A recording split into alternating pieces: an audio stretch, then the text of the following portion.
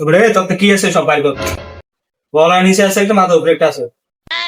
ভাই আমাদের মোবাইলে আর কি কি আছে? আর কিছু বাইর কর। তোর তো আমি মাইরে এলাম, তোর শেষ ইটটা কি কর? ভাই আমার শেষ ইচ্ছা, আমার মোবাইলে হটস্পটটা একটু বন্ধ করেন। বছরে তো সমস্যা নেই, বন্ধ করে দিলাম। কি রে বেটা, হটস্পট অফ করলি কি লেগে? আর এটা কেটা?